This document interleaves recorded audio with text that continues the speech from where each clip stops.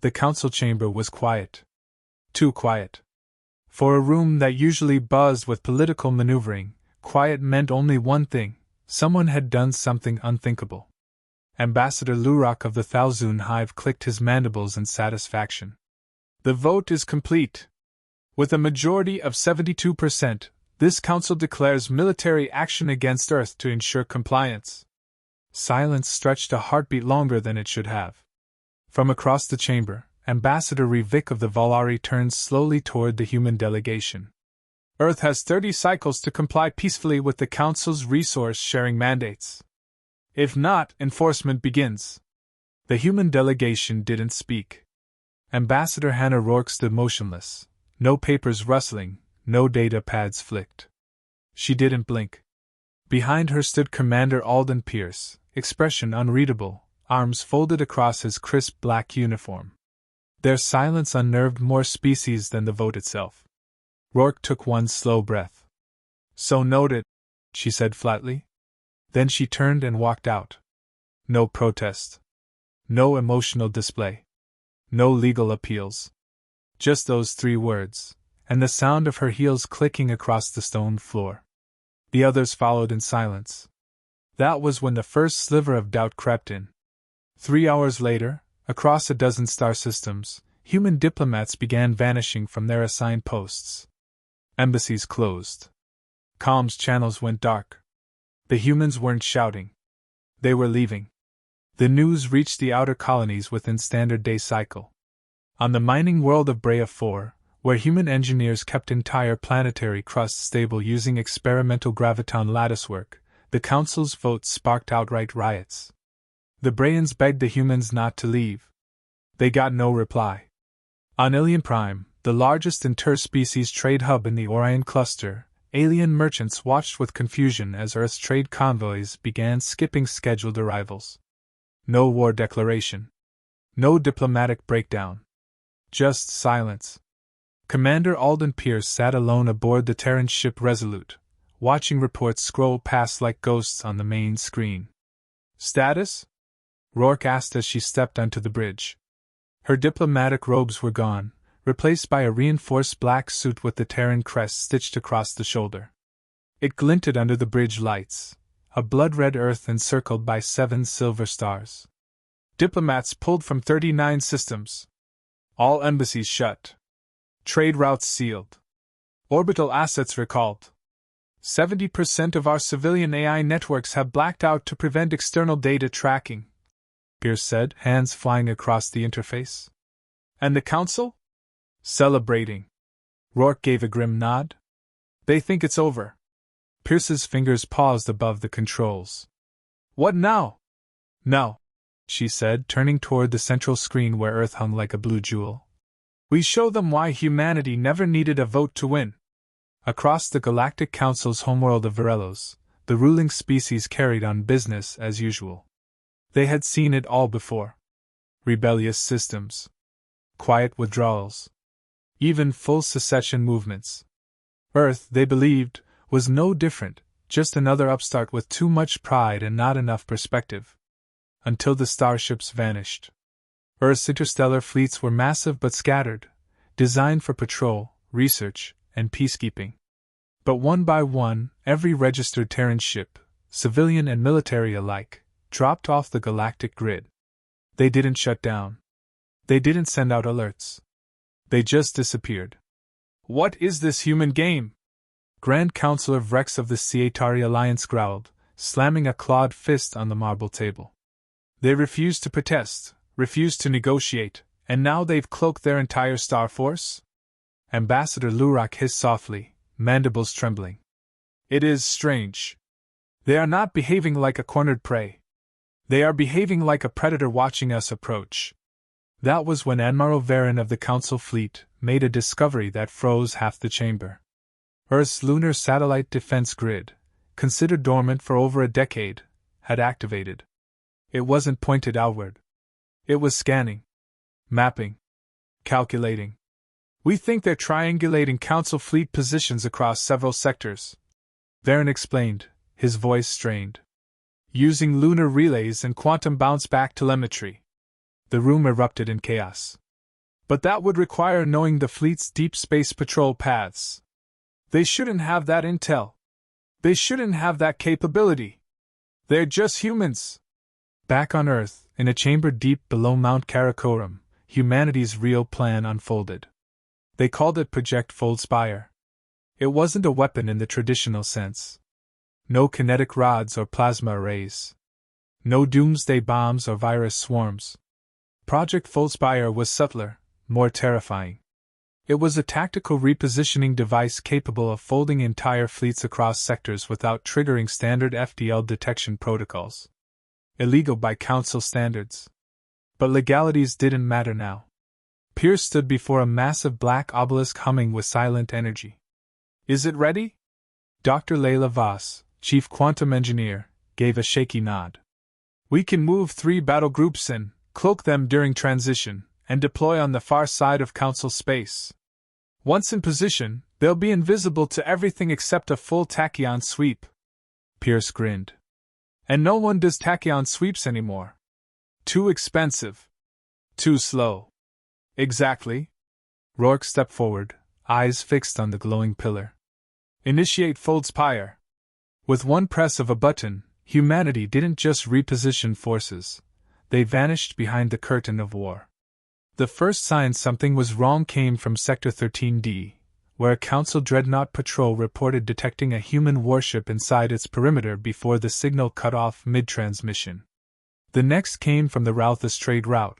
Earth's warships reappeared there, escorting thousands of refugee transports from allied species Earth had once protected. The transports vanished into FTL before anyone could react. The escorts? They stayed. And destroyed 2 Council cruisers that tried to intercept. One by one, Council sectors began reporting the same anomaly, human ships appearing and vanishing like ghosts. No battle lines. No territory claimed.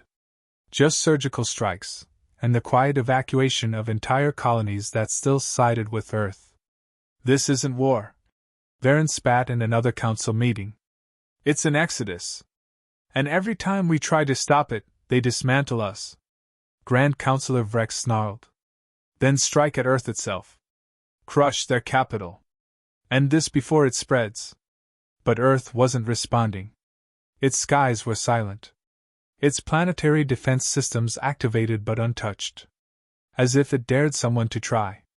Inside the ship Resolute, Commander Pierce reviewed the newest list of targeted strike zones. We've pulled 47 species into neutrality so far. 3 joined us outright. 5 more colonies requested evacuation. Rourke studied the data. The Council sees a human threat. Let's give them something worse. Pierce raised a brow. What could be worse? Rourke tapped the console. The screen lit up with thousands of flashing dots. Solidarity. Across the screen, a growing network of smaller, non-dominant species were linking communications. Sharing coordinates. Resources. Defense patterns. They weren't all friends. Some had never even spoken before. But every one of them had one thing in common. Earth had protected them once. Now they were protecting Earth back. Far from Earth, in the Deep Space Tribunal sector, the Galactic Council called an emergency summit. Only a third of members arrived. The rest were either unreachable or suddenly too busy. Vrex stood before the dwindling assembly. We must send a message. One Earth cannot ignore. If we allow this rebellion to stand, the entire order collapses. Ambassador Vocal of the Shari Alliance spoke up, voice low. It already has. They don't need our order anymore. They've built something else. What are you saying? Vrex roared. I'm saying, Vocal said quietly, that for the first time in galactic history, Earth isn't isolated. We are. No one spoke after that. Not even Lurok. The galaxy seemed to hold its breath. Every star system felt it. Earth's fleets had vanished from their known posts, and then reappeared like ghosts, reshaping alliances and sowing panic. The Council, perched atop centuries of dominance, faced its first true reckoning, and it was unprepared. Ambassador Vocal of the Shari Alliance convened a covert summit aboard the starship Aurora's Dawn, drifting in neutral space. Half a dozen, neutral, species participated, including the Arcturus colony and the shadowy Virelli swarm. Earth's presence was invisible, no envoys, no ships, yet their influence filled the room. "It's not just military," Bukel said, voice clipped and urgent. "They're realigning entire star lanes. Moving civilian convoys. Redirecting communications. They never declare war. They fragment systems into chaos, and then wait." Counselor Merzal of Arcturus leaned forward, antennae trembling. "Their fleets are protecting migrants, diplomats, scientists, not attacking. It's psychological warfare." The Virelli envoy, a serpentine diplomat draped in silvery robes, shivered. "They're winning hearts faster than they crush fleets." They spoke in hushed tones because any open discussion risked being tapped by Council intelligence. Meanwhile, back in Council strongholds, paranoia spread like a virus. Fleet commanders shouted at their screens as targeting data wiped away, as civilian transport corridors rerouted without warning, and sisters who once trusted the Council suddenly hid their systems. The Council responded with a show of force. They authorized a blockade around Earth's orbital sphere and announced a fleet deployment toward the neighboring neutral system of Chroma 12, where Earth was rumored to be staging yet another humanitarian convoy. Night fell on Chroma 12 as dozens of gargantuan Council warships assumed battle formation. Their weapons glowed ominously, ionic cannons, plasma turrets, missile docks primed. The Council commander, Admiral Sovek, transmitted a planetary broadcast. "People of Chroma 12, rollout has begun according to Protocol Dominus. Any Terran vessels must vacate the zone immediately, or face an enforcement strike." The planet listened. The colony, populated by scientists, refugees, and families, huddled in closed domes. No evacuation orders. The Council meant to demonstrate power without bloodshed. Except Earth didn't evacuate. They didn't promise to leave either. About 30 minutes after the broadcast, a single human diplomatic courier ship, the TNS Parley, decloaked and hovered at the edge of Chroma 12's atmosphere. It broadcast live, unencrypted, and unmoving. "We are here to protect those you threaten. You say enforcement. We call it protection." The Council's warships opened fire. Not at Earth's fleets, but at the courier itself. All weapons targeted the lightly armored diplomatic vessel. Flashes lit the sky, and the Parley held steady. Commander Nadia Shah spoke in a calm, measured voice as she held position. "This is a diplomatic vessel. We carry no weapons. We protect civilians. Stand down." Moments later, communications across the viewing networks cut out. Silence. Then, a drone feed hacked into the Council's main transmitter. Live visuals from the Parley's shields, drones, and internal logs. The vessel wasn't empty. It carried medical teams, evac pods, and humanitarian supplies. They loaded civilians from colonies desperate to flee Council tyranny. No surrender. No retreat. Just resolve. The Council fleet hesitated, their weapons systems stuttering. In that breath, humanity claimed Chroma 12 as a moral position, even though Earth had never claimed territory. The world watched. They called it the Hour of Silence, when every broadcast, every military line, and even pirated channels across the galaxy went dark. No one understood what happened at first. Council fleets vanished from their own tracking grids. The warships orbiting Chroma 12, gone. Not destroyed, missing, like someone had sliced them clean out of existence and erased the memory. That silence lasted exactly 60 minutes. When the feeds returned, it wasn't the Council speaking. It was Earth. The face on every screen was not a general, not a warlord. It was an old woman, white-haired, gentle-eyed, sitting on a bench beneath a tree blooming with lavender flowers. A Terran cherry blossom. Her voice was calm, with the steady cadence of someone unafraid to speak the truth, unafraid to be heard. "My name is Maya Shaw, grandmother of Nadia Shaw. Some of you just tried to kill her.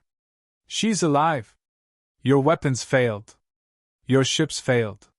Your threats failed. And now we speak." Across 1,000 systems, that single human voice was all the galaxy could hear. You voted to invade Earth. Not because we attacked you. Not because we demanded your resources. You voted because we are inconvenient. Because we are unpredictable. Because we disobey. Her tone darkened, not with rage, but disappointment. You feared us not for our weapons, but because we wouldn't kneel. You feared what we could become if we didn't follow your rules. Well, you were right to be afraid. The feed cut abruptly. No demand. No ultimatum. Just that message. And then the galaxy learned what human fury looked like. It started in the Velmari sector, a mining region controlled by the Council. Thousands of Council-aligned ships attempted to refuel, only to find every energy station offline. Artificial blackouts, plasma cores drained. Minutes later, orbital satellites played a single message on loop. Energy belongs to all. Your control ends now. Then came the trade collapse. A swarm of unmarked Terran ships arrived at neutral ports and dumped trillions in food, medicine, and rare materials for free. Council-backed companies lost decades of leverage overnight. Entire systems flipped allegiance. Council generals panicked. They ordered attacks, but when their fleets tried to move, Earth's ghost ships blocked them. Not with weapons, but with interference. Drones that rerouted gravity wells, nanite clouds that froze engine cores, AI that hijacked command protocols mid-flight. And then came the real war. Admiral Sovek, furious from the Chroma 12 debacle, issued a retaliatory strike. His flagship Crucible of Will, a dreadnought that had obliterated rebellion fleets in 7 campaigns, was dispatched to a Terran border station, Sierra Outpost. The outpost had no military rating. It ran weather diagnostics and supported asteroid survey teams. It was supposed to be defenseless. Sovek ordered annihilation.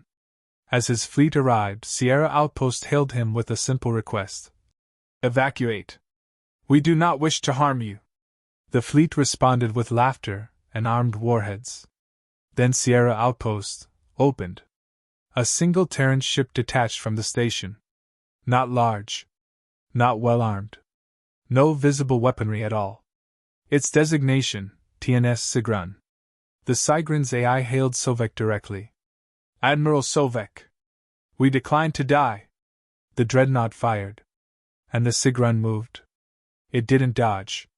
It phased, vanishing in a blink, then appearing directly behind the Crucible of Will. It planted a dozen gravity tethers in perfect orbit, twisting local space into an impossible geometry.